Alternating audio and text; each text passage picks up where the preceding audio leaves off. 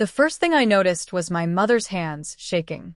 Her fingers clutched a wine glass that trembled so violently, the stem bent under her grip. Beside her, my father stood small, silent, eyes fixed on the floor. And then laughter. A man's laughter filled the living room, the kind that didn't belong. I turned toward the sound and froze. It was my sister's husband, barefoot, relaxed, standing by the window, as if he owned the place. When he saw me, he smirked. "You're early," he said, like I was the intruder. The house was supposed to be a gift, my parents' 50th anniversary. A quiet home by the sea, where they could spend the rest of their lives in peace. I'd paid for it in full. Cash. No loans. No one knew, not even my sister. It was meant to be a surprise. But standing there that night, I understood the silence in my mother's eyes. The confusion. The fear. I set my keys on the counter. The sound was small, sharp, final. My father tried to speak, but my brother-in-law's voice sliced through the air. "This is my house. Get out." My mother's glass fell. Somewhere behind the walls, the ocean whispered, soft, steady, cruel. And I realized I had walked into something I was never supposed to see. It began weeks earlier. A call from my sister, too cheerful, too curious. She wanted to know where our parents would live, what I was planning. Her laugh didn't reach the end of her words. Then the real estate agent called. "Your sister stopped by," he said. "She claimed to be your financial partner." Partner. That's how it started. She'd always been good at pretending.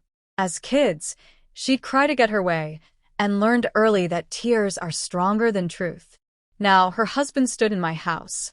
Her fingerprints were everywhere. New furniture. Fresh paint. Their wedding photos replaced mine in the hallway. Every corner whispered betrayal. The blue dishes I bought for my mother, now stacked in her cabinets. Her perfume clung to the air, heavy, artificial, impossible to ignore. Then she appeared, smiling, graceful, wearing silk.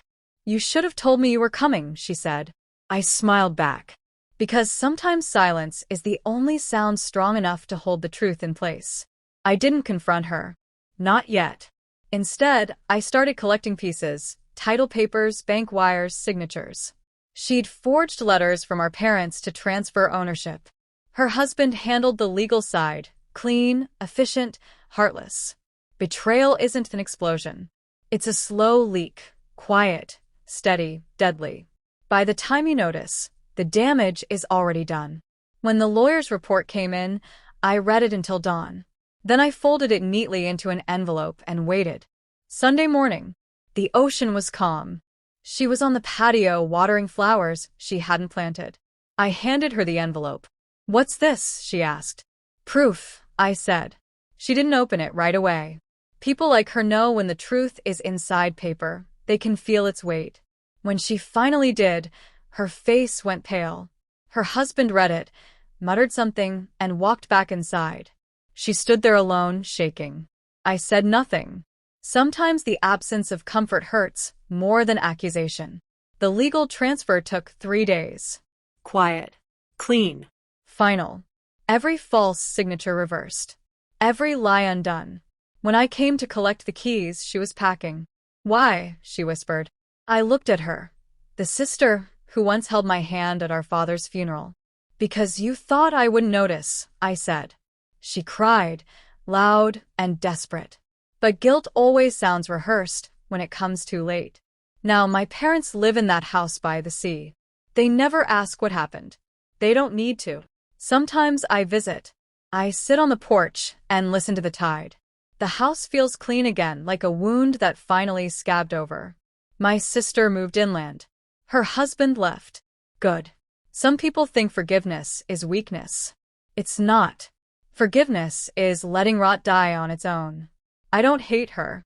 I just don't remember her anymore. And that, I think, is the purest form of revenge.